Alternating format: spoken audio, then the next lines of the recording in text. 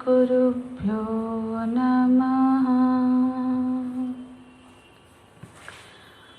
गुरुर्ब्रह्मा गुरुर्विष्णुः गुरुदेवो महेश्वरः गुरु साक्षात् परं ब्रह्म तस्मै श्री गुरवे नमः। तस्मै श्री गुरवे नमः।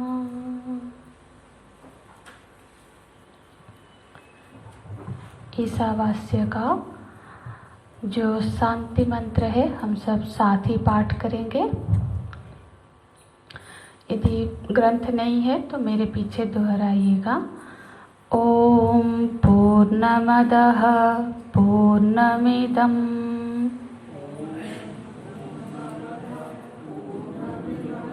पूर्णात् पूर्णमुदच्यते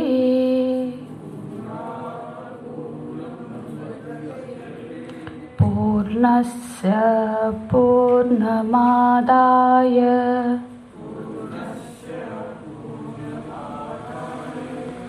पूर्णमेवावशिष्यते।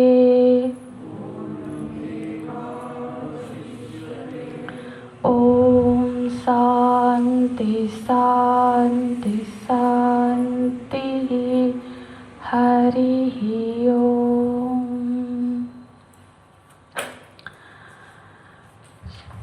श्रुति माता का, वेद माता का ये उद्घोषणा है कि एक ऐसी पुण्य वस्तु है। पुण्य वस्तु है माने वो अद्वितीय है, कोई द्वितीय हो नहीं सकता। यदि दूसरा होगा तो दोनों ही पूर्ण नहीं हो सकते हैं। तो एक कंप्लीट वस्तु तभी हो सकता है जब दूसरे का अभाव हो। तो जो वेद माता है उसकी उद्घोषणा ये घोषणा कर रही है कि एक ऐसा पूर्ण वस्तु है। तो ये पूर्ण वस्तु बिना सिवाय ब्रह्म की कोई और वस्तु हो नहीं सकती है, क्योंकि जो पूर्ण है वो त्रिविध परिच्छेद शून्य होगा। त्रिविध परिच्छेद का अर्थ है जो देश काल वस्तु में परिच्छेद नहीं होगा। परिच्छिन्न माने सीमित नहीं होगा। ऐसी कोई वस्तु है जो किसी भी देश माने स्थान, किसी भी स्थान में उसकी कोई सीमा नहीं है। उसको हम उस माने उसका कोई आरंभ और अंत का हम कल्पना नहीं कर सकते। कोई आरंभ और अंत है ही नहीं उसका। वो किसी काल में परिच्छेद नहीं है, मतलब अब है तब नहीं था, अनादिकाल में है, ये शब्द भी उसके साथ नहीं प्रयोग हो सकती। वो वस्तु परिच्छेद नहीं है कि वो किसी वस्तु से बना हुआ कोई वस्तु नहीं है। तो ऐसी जो वस्तु है, क्योंकि यदि कोई एक चीज़ है ऐसा हम सोचेंगे, ऐसा चिंतन करेंगे, तो फिर वो किसी देश में होगा या फिर किसी काल में होगा। देश में मतलब कहीं पे होगा, किसी काल में होगा मतलब कब होगा, अब हो, पिछले, पहले से हो, कभी काल में होगा, या फिर वो वस्तु रूप होगा, मतलब कुछ उसमें कुछ तत्व होंगे, कुछ उपादानों से बना हुआ होगा। तो फिर तो वो परिच्छिन्न हो जाएगा।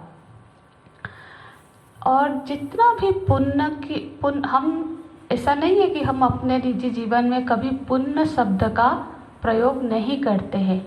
हम पुण्य शब्द का प्रयोग भी करते हैं। ये कार्य पुण्य हो गया बोलते हैं। तो यहाँ पुण्य आपेक्षिक समझ है हमारी, क्योंकि हमारी बुद्धि भी इदम कैटेगरी में आती है। बुद्धि भी सीमित है, तो वो असीम चीज़ का कल्पना नहीं कर पाती। तो हम किसी चीज़ को पुण्य तब बोलते हैं, आपेक्षिक तौर पर बोलते हैं, जब हम एक सीमा निर्धारण कर लेते हैं। जैसे कि कोई कार्य है, इतना हो जाएगा तो ये पुण्य हो गया, क्योंकि हमने एक सीमा बना ली। और जब उस सीमा में हम पहुंच जाते हैं, उस सीमा को हम अचीव कर लेते, हम समझते हैं ये कार्य हमारा पूर्ण हो गया। तो वो एक आपेक्षिक शब्द का हम प्रयोग करते हैं, पर यहाँ जिस पूर्ण वस्तु की हम चिंतन कर रहे हैं वो कोई आपेक्षिक पूर्णता नहीं है, जो पूर्ण है, जिसकी चर्चा यहाँ इस शांति मंत्र में श्रुति माता कर रहे हैं।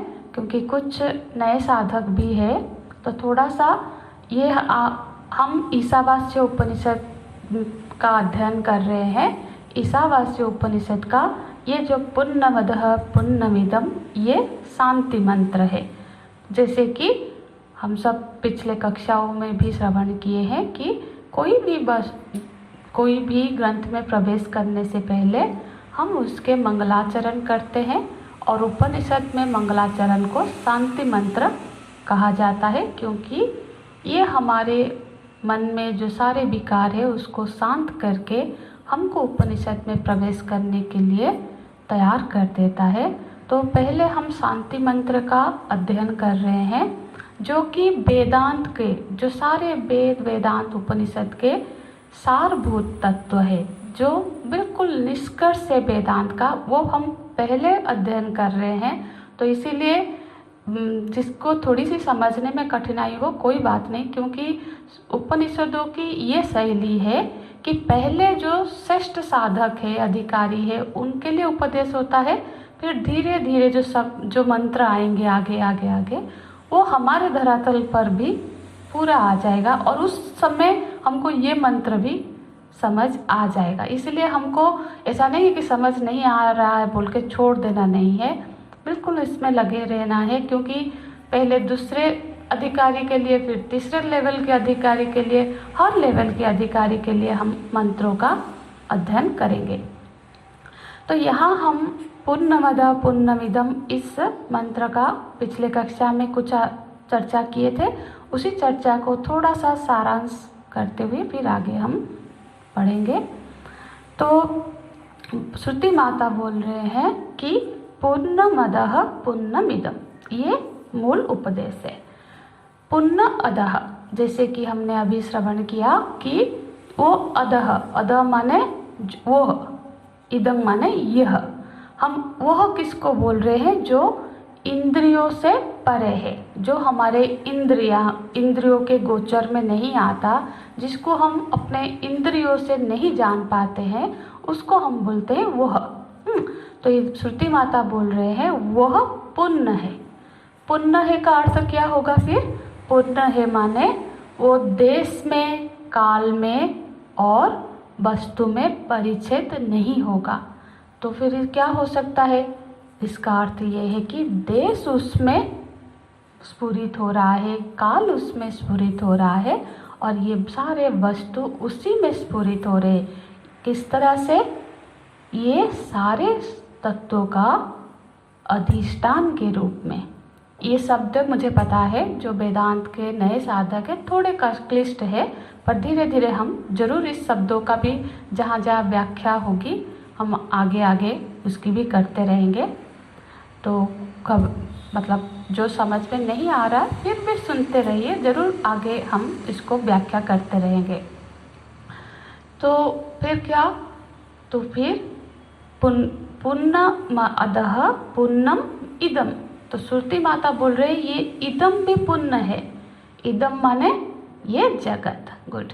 तो ये जगत भी पुण्य है, माने जगत इदम क्या है? ये जो देश काल और वस्तु, इसी को हम इदम बोल रहे हैं। हाँ, और अदम माने ये देश काल वस्तु जिसमें स्फुरित हो रहा है उसको अदम बोल रहे। तो इसका मतलब ये जगत भी पुण्य है। ये इसका अर्थ है कि ये अदम रूप पुण्य में ये इदम रूप पुण्य स्फुरित हो रहा है, उसी में पृथक होके नहीं, उससे भिन्न होके नहीं, अध्यस्त होके, मतलब अध्यस्त अधिष्ठान का संबंध है। इसके ऊपर हम चर्चा करेंगे। तो जैसे हमने उदाहरण देखा था रज्जु और सर्प का, ठीक है। जैसे रज्जु में हमको सर्प बुद्धि हो गई है तो वो रज्जु ही, रज्जु मतलब रस्सी। हाँ, हमने एक रस्सी पढ़ा है, पर अंधेरे के कारण, हमारे अज्ञान के कारण हमको वो सर्प का लगा कि सांप है ना। पर असल में क्या वो सांप है? जब हमको ज्ञान हो जाएगा, हम लाइट लगा के देखेंगे तो वो है तो सर्प ही है। इसी तरह से ये जगत ब्रह्म में हमको भास रही है, भ्रांति मात्र है। पर जब हमको इसको समझ आ जाएगा, ये ज्ञान हो जाएगा, तो ये रज्जु मात्र ही है, ब्रह्म मात्र ही है। तो जगत ब्रह्म का ही विवर्त रूप है। हाँ, तो अर्थात ये जो हम अदम इदम वह यह, ये जो भेद बोल रहे हैं ना, तो ये क्या है? ये भेद सिर्फ उपचार मात्र है तो पूर्ण एक ही है, एक ही वस्तु है, दो नहीं है। वही पूर्ण मानो कि जगत का, इदम का, वही अदम इदम का चोला पहन के हमारे सामने आ गया है। समझ रहे हैं? तो फिर जब वो इदम के रूप में हमारे सामने अभी दिख रहा है, तो हम इसको बोलते हैं जगत है। और उसको क्या बोल रहे हैं? जगदीश्वर, जगत बनाने वाला ईश्वर। जगदीश्वर और जगत में हमने भेद, ये हमारी समझ का भेद है, ठीक है। तो असल में वही जगदीश्वर ये जगत के रूप में प्रतीत हो रहा है। ये जब हम चिंतन करेंगे, जब समझ में आएगी, तब ये हमको, ये जब सत्य हमको प्रतीत हो जाएगी, ये सत्य जब हमारे बुद्धि में प्रस्फुटित हो जाएगी, तब हमको जगत भी ब्रह्ममय ही दिखाई पड़ेगा, जान पड़ेगा। बदलना तो दृष्टि को ही है। हम तो यहाँ इकट्ठा हुए हैं कि अपनी समझ को बदले। दुनिया को नहीं बदलना है, बस अपनी समझ को बदल लेंगे। जैसे जो घास जैसे हरा हरा दिखता है, एक गाय थी जिसको बिल्कुल हरी घास खाने की ही बिल्कुल ये थी, वो सूखा घास बिल्कुल खाता ही नहीं था। तो उसके मालिक ने क्या किया, उसको एक हरा चश्मा पहना दिया, और उससे जो भी आ रहा है अब वो हरा समझ के खा रहा है। हमारी वैसी ही हालत है, हमारे आँखों पर जो चश्मा पड़ा है ना, बस उसी को हटाना है, तो जगत हमको उसके स्वरूप भूत जैसा है वैसा दिखने लगेगा। तो हम जैसे कि उदाहरण ले तो स्वर्ण के आभूषण है, ठीक है, जो हम पहनते हैं स्वर्ण के आभूषण है। आभूषण में डिजाइन से है ना, तो डिजाइन और स्वर्ण ये दोनों को यदि हम अलग अलग समझे, अलग अलग मतलब जहाँ डिजाइन है वहाँ स्वर्ण नहीं होना चाहिए, तभी तो वो अलग होगा। तो क्या डिजाइन बिना स्वर्ण के कहीं अलग रह सकता है? तो वो डिजाइन जगत है और स्वर्ण यदि ब्रह्म है, तो अब हमको थोड़ा समझने में इजी होगा कि क्या वो डिजाइन को हम ब्रह्म से अलग, क्योंकि दो वस्तु तभी हो सकती है जहाँ पहले में दूसरे का अभाव हो, अन्योन्य भाव हो, तभी तो दो होंगे ना। दो वस्तु कब होंगे? जब एक है तो वहाँ दूसरा नहीं है, जहाँ दूसरा है वहाँ पहला नहीं है, तभी तो दो वस्तु होंगी। पर क्या जो डिजाइन और स्वर्ण, एक स्वर्ण का आभूषण है उसमें डिजाइन है, तो वो जो डिजाइन अलग है और स्वर्ण अलग है, ऐसा हो सकता है? उसको अलग से हम स्वर्ण से देख सकते हैं? डिजाइन तो स्वर्ण ही है ना, उसमें स्वर्ण ही भरपूर है। तो ये जगत में भी उसी तरह से ब्रह्म ही भरपूर है ना। तो ये जो है ये मूल सिद्धांत बता रहे हैं श्रुति माता इस शांति मंत्र में कि इदम भी पुण्य है, अदम भी पुण्य है। मतलब जो आज तुम जगत को, जगत के रूप में जो जगत को वो ब्रह्म तत्व से भिन्न देख रहे हो, ये जगत भी वो ब्रह्म का ही प्रतीति मात्र है। ब्रह्म से भिन्न कोई वस्तु हो नहीं सकती, क्योंकि ब्रह्म तत्व तो पुण्य है, और जो पुण्य तत्व है वो उससे भिन्न यदि कोई वस्तु होगा तो फिर वो अपुण्य हो जाएगा। पुण्य तभी होगा जब उससे भिन्न कोई और चीज़ है नहीं। कोई और चीज़ हो गया मतलब वो आधा हो गया या छोटा हो गया, हाँ, तो वो पुण्य वस्तु का हम चिंतन कर रहे हैं। अपनी समझ उस पुण्य वस्तु को समझने में लगाने का प्रयत्न कर रहे हैं। तो फिर अब जब ऐसी ये श्रुति माता का चरम उपदेश है हमको कि अदम पुण्यः इदम पुण्यः। हाँ, तो एक पुण्य वस्तु है जो अदम के रूप में हम इंद्रियातीत जिसको बोल रहे हैं वो भी पुण्य है, और जो हमारे सामने ये जगत दिख रहा है ये भी पुण्य ही है। तो अब क्या होता है, जब हमको बोला जाता है कि वो अद पुण्य है, मतलब वो जो तत्व है, जो ब्रह्म है वो पुण्य है, ये तो हमारी बुद्धि थोड़ा कल्पना करके समझ जाती है।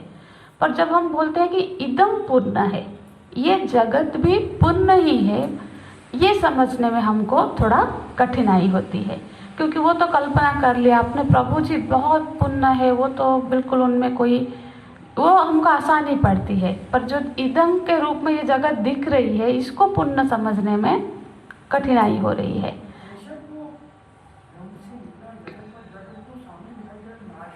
हाँ, उसकी चर्चा करेंगे। तो जगत हमको कठिनाई हो रही है जगत को पुण्य मानने में। तो फिर श्रुति माता, वो तो माता है, कृपा कर रही कि हमको एक हेतु देती है। हेतु माने क्यों हम ऐसा बोल रहे हैं। हाँ, हालांकि वेद की ये वाणी है तो वही सत्य है, पर हमारी बुद्धि स्वीकार नहीं कर रही है, इसलिए वो एक कारण बताती है क्यों ऐसा है। तो कारण देते हैं, पूर्णात् पूर्णम उदच्यते। हाँ, पुण्य, यहाँ कहा कितने सारे पुण्य है इस शांति मंत्र में। कौन सा पुण्य अदम को सूचित कर रहा है, कौन सा पुण्य इदम को सूचित कर रहा है, ये हमारे ध्यान में होना चाहिए। पूर्णात् पूर्णम उदच्यते, क्योंकि पुण्य से पुण्य का ही उत्पन्न हो सकता है, पुण्य से पुण्य की ही उत्पत्ति होती है, इसीलिए ये पुण्य है। ये श्रुति माता हेतु देती है। देखो, कारण रूप जो पुण्य से यदि कोई अपुण्य कैसे पैदा हो सकता है, उत्पन्न हो सकता है। यदि कोई अपुण्यता, दो पुण्य तो होंगे नहीं, पुण्य तो एक ही होगा, और उसके भिन्न कोई और हो नहीं सकता। तो फिर जगत क्या है? अब प्रश्न यही हमारे दिमाग में है कि फिर जगत क्या है। और तो श्रुति माता बोल रहे जगत पुण्य है। तो इसी को समझने का हमारा प्रयास है। तो जगत पुण्य है माने पुण्य से पुण्य की उत्पत्ति हुई है, कारण रूप पुण्य से कार्य रूप पुण्य की उत्पत्ति हुई है। और हम जानते हैं कि कार्य में कारण भरपूर रहता है, ठीक है। और जैसे कारण ब्रह्म से कार्य ब्रह्म की उत्पत्ति हुई है। कैसे? मिट्टी से घड़े का, ये दृष्टांत हमने देखा था। जैसे मिट्टी है, उससे मिट्टी का एक घड़ा बना, मतलब मिट्टी का एक पात्र बना। तो क्या वो पात्र मिट्टी को नहीं बोल सकते हम? तो जगत यदि घड़े स्थानीय में है तो ये घड़ा क्या है? मिट्टी ही तो है ना। तो ठीक है, इसमें भी अब ये हेतु से भी अब जो यहाँ पे इतना बोल के ये हेतु के साथ श्रुति माता की वक्तव्य उपदेश समाप्त होती है। पर जो साधक है, देखो, क्योंकि साधक अभी इदम को पूर्ण समझने में असमर्थ है, तो भगवान जो श्रुति माता है, वेद भगवान ने हेतु दे दिया एक कि पुण्य से, क्योंकि पुण्य की ही उत्पत्ति हो सकती है, इसीलिए जगत पुण्य है।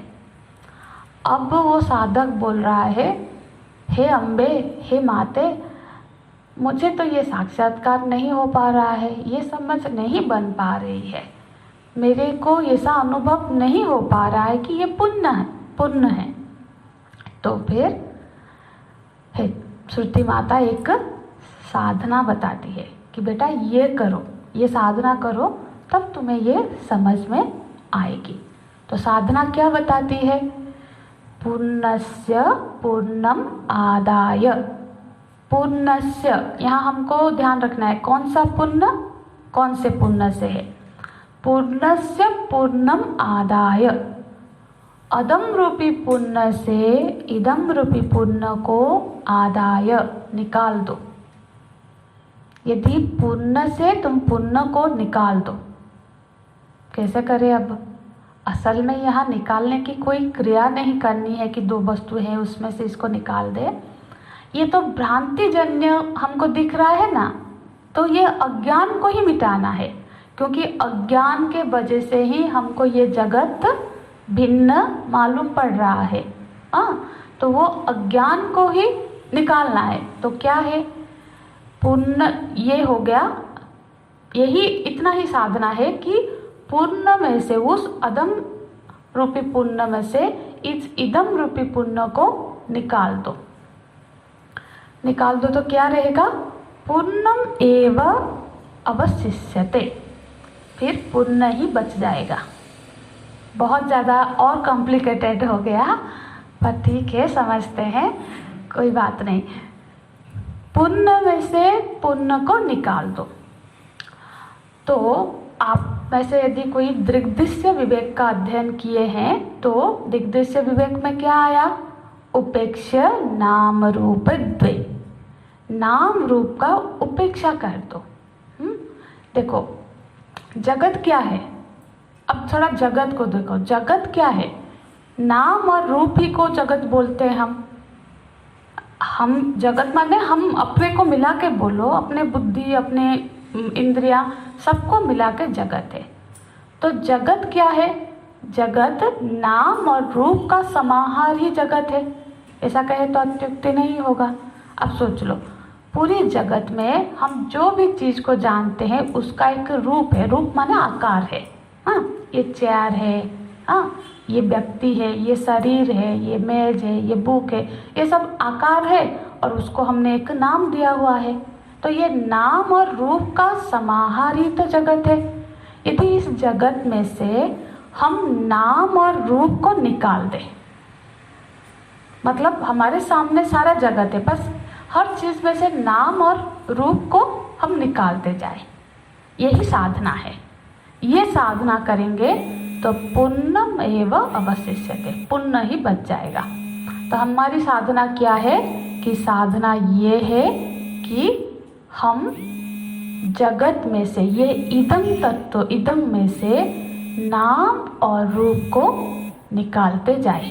हर नाम और रूप को आप मिटाए तो फिर वहाँ क्या बच जाएगा?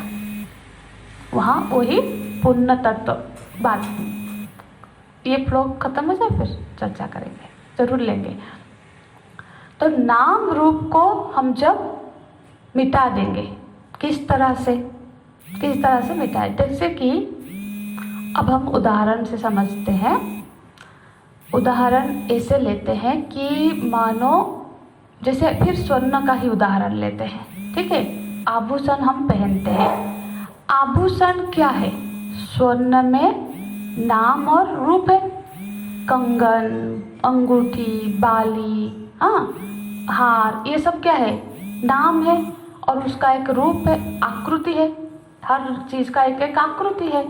स्वर्ण में ऐसा नाम और रूप का हमने कल्पना की है, प्रतीति हुई है ना? नाम रूप के थ्रू वो स्वर्ण दिख रहा है। तो ये जो अलंकार है, जब हम सोनार के पास जाएंगे, मानो कि श्रुति माता हमको बोल रही है कि तुम सुनार बन जाओ। कैसे? हम जब सुनार के पास जाएंगे अपना गहना लेके, वो क्या करता है? नाम और रूपम उपेक्षा, वो नाम और रूप को नहीं देखता है। तुम अंगूठी लाई हो, कंगन लाए हो, हार लाए हो, वो सब उसको कोई फर्क नहीं पड़ता है। वो देखता है सोना कितना है ना? उसकी दृष्टि कहाँ होती है? तत्व में है, सोने में है। वो नाम रूप की उपेक्षा करके उस सोने में उसकी दृष्टि है ना? तो उस सोने में जो, क्योंकि मूल्य तो उसी का है, पर हम लोग जब शोरूम में जाते हैं, हम क्या करते हैं? नाम और रूप को भी देखते हैं। हम तो वही देखते हैं ज़्यादा। हालांकि पैसा नाम रूप का भी हम देते हैं, मेकिंग चार्ज लेता है ना, वो नाम रूप का पैसा देते हैं, धातु का भी पैसा देते हैं, हम लेके आते हैं। पर हम जब लेके सुनार के पास जाते हैं, साधना क्या है? सुनार तुम्हारा नाम रूप का पैसा नहीं देगा, सिर्फ वो धातु देखेगा। अब हमको वही संसार में करना है कि वो जो नाम रूप को संसार में, ये व्यक्ति, ये पेड़, ये पहाड़, ये नदी, ये सब को, ये नाम और रूप को, हर नाम का एक रूप है, उसको हटाते जाएंगे। यही साधना, यही ध्यान में ऋषियाँ करते हैं। जब शुरुआती साधक है, ये दृश्यानुविद्ध समाधि, शब्दानुविद्ध समाधि, ये जो हम अभ्यास होता है ध्यान के, ये इसी तरह से जब जगत से नाम रूप को हटाते जाएंगे, हाँ, तो फिर क्या बच जाता है? वही तत्व बच जाता है, पुण्यम एव अवशिष्यते। ठीक है। अब जैसे कि सोनार ने जो किया, उसने सारे नाम रूप को, वो अलंकार के डिजाइन को, उसका कंगन गोल है, अंगूठी छोटी है, कंगन बड़ी है, उससे उसको कोई फर्क नहीं पड़ रहा है। तो यहाँ किसका शरीर कैसा है, हाँ, वो सब यदि हम जब जगत को देख रहे हैं, नाम रूप को परे देखेंगे, तो हमको सब में वही ब्रह्म तत्व ही दिखाई पड़ेगा, दिखाई पड़ना चाहिए। ये संत की, ये जो ब्रह्मज्ञ महापुरुष है, उनकी दृष्टि है। वो अभी ये मिस्टर शर्मा है, ये मिसेस पंडित है, वो है, वो कुछ नहीं देखते हैं, है ना। वो देखते हैं कि ये ब्रह्म का एक, ये ब्रह्म ही है। हम क्या देखते हैं कि ये आगे, हाँ, ये सेठी जी है, ये पांडे जी है, ये जो भी हम नाम से इस तरह से उनमें भेद देखते हैं। वो भेद दृष्टि वहाँ समाप्त हो जाती है। तो साधना यही है कि हमारे अंदर भेद दृष्टि खत्म हो जाए। तो उपेक्ष नाम रूपम, ये साधना बताती है। और इस साधना से फल क्या प्राप्त होगा? पुण्यम एव अवशिष्यते। जब हम इदम में से सारे नाम रूप को निकाल देंगे, तब उसमें सिर्फ वही पुण्य अवशेष रह जाएगा। ठीक है। और पुण्य अवशेष रह जाएगा मतलब हम उस पुण्य स्वरूप ही बन जाएंगे, हम वही पुण्य ही हो जाएंगे। तो इसका फल क्या होगा कि इसके फल से हमको संसरण से मुक्ति मिल जाएगी। संसरण क्या है? सरकना ही है। सरकना मतलब एक जगह से दूसरे देश में, एक समय से दूसरे समय में, एक शरीर से दूसरे शरीर में हमारी अनादिकाल से संसरण हो रही है ना।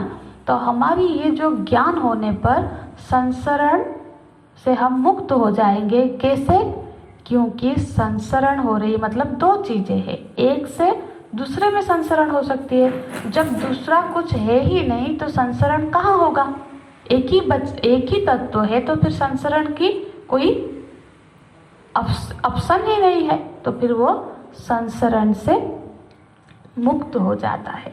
तो ऐसी जो स्थिति बनती है संसरण से, फिर उसकी उद्धार हो जाती है। यही मोक्ष है। जब हम सारे नाम रूप को हटा के उस पुण्य का दर्शन कर पाएंगे, उस तत्व का हमको ज्ञान हो जाएगा, तब जिसको तत्व ज्ञान हो गया, फिर उसको ये जगत, इस जगत जैसा हमको भिन्न की तरह, अपने से भिन्न कुछ दिखेगा ही नहीं, है ना।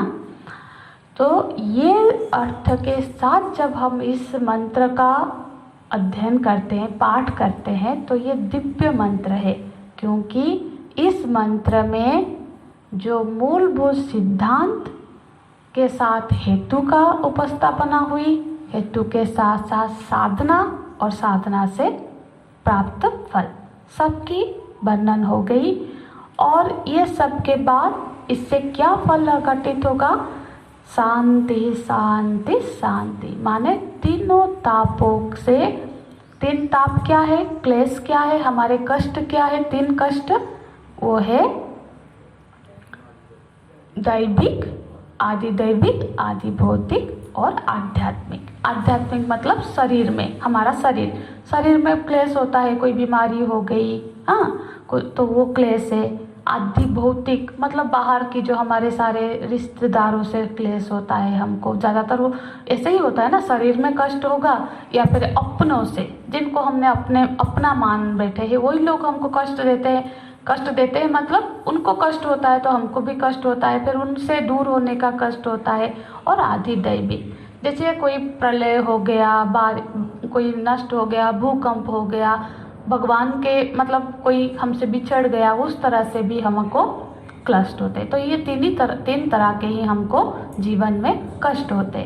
तो फिर ये तीनों कष्टों की निवारण हो जाता है, तीनों जो क्लेश है उसकी शांति हो जाती है। इसलिए ओम शांति शांति शांति का पाठ करते हैं। तो ये था इस जो उपनिषद की, ईशावास्य उपनिषद का शांति मंत्र, जो कि हर कक्षा में हम शांति मंत्र का पाठ के साथ फिर उपनिषद में प्रवेश करेंगे। तो उपनिषद का पहला जो मंत्र है उसका थोड़ा सा पाठ करते हैं, और उसका पाठ भी हम सब, आप सब यदि ग्रंथ हो पाता तो, नहीं तो एक ये मंत्र कम से कम अपने नोट में एक मंत्र ही हम एक दिन में ले पाएंगे, क्योंकि तो इसको लिखते हुए देखेंगे तो हर शब्द हमको समझ में आता है। ओम ईशावास्यमिदगं सर्वं यत्किंच जगत्यां जगत् तेन त्यक्तेन भुञ्जीतः मा गृधः कस्य स्विद्दनम्। ये है पहला मंत्र। अब हम उपनिषद में प्रवेश कर चुके हैं। इसका व्याख्या तो हम आगे की कक्षा में करेंगे, क्योंकि ये बहुत एकाग्रता के साथ ये इस उपनिषद का जो, जैसे कि हमने कहा, अधिकारी भेद होता है। एक अधिकारी होता है जो बिल्कुल साधन चतुष्टय संपन्न है, बिल्कुल उसमें सारे गुण, मतलब वो अभी तैयार है ज्ञान के लिए, तो वो इस मंत्र से उसको ज्ञान हो जाएगा। फिर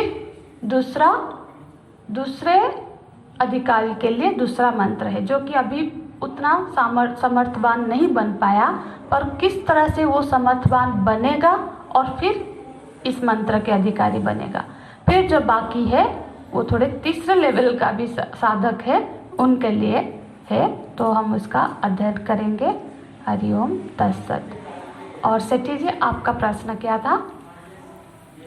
प्रश्न हम ना हमेशा जिस पर चिंतन हो रही है उसी के इर्द गिर्द का प्रश्न लेंगे, क्योंकि प्रश्न तो बहुत होंगे अभी, क्योंकि इस चिंतन शैली में इसी कैटेगरी